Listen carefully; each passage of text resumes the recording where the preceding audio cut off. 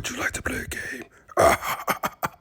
That never gets old. Since I got to keep posting on here, I'm going to go ahead and give round two. So the parameters will be a little different this time. Now we're going to go up to $450 to see where it's going to get you. Mind you, even though I say $350, $450, it's going to be ballpark. So don't be absolute. Don't be that person. And we're going to go ahead and just kind of see what that gets us. And this time I have a little bit of a different story.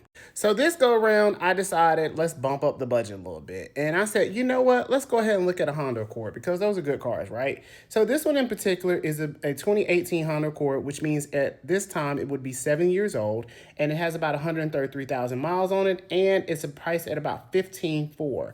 It seems to be a fair deal based on Auto Trader, which is about $131 below market, which means that you more than likely have some level of asking for discounts if it's available, but that's completely subject and depending on whether or not the dealer wants to do that.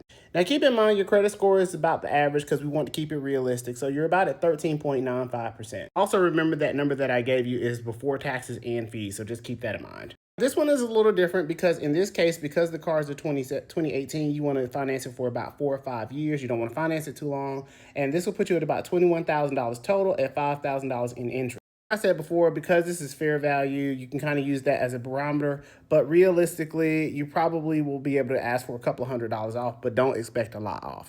And the reason I say that is because there's about $500 difference as they've already discounted it after about 6 or 7 days. So when you ask for a discount, those are the kind of things you want to be mindful of.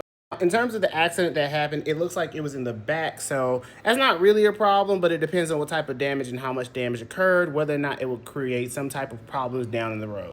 It also only had 2 previous owners since then. Keep in mind, this was the first year that this generation was made, and so, of course, you've got some electrical issues as well as some interior accessory problems, and that's just what happens whenever it's the first year. Usually some things go wrong. Also, the 1.5 turbocharged engine has also been known to have some oil dilution issues as well. Now, assuming you're going to make it to 200,000 miles, that would mean between now and then you would have about 67,000 miles in between the time you're financing and in between the time you hit 200,000 miles. Which would mean that you would have to drive an average of about 16,000 miles to equate that. So you need to drive at least under 16,000 miles to make it worth your time. So assuming all those factors, would I buy this car? Again, I would not finance this, but paying cash would seem to be okay.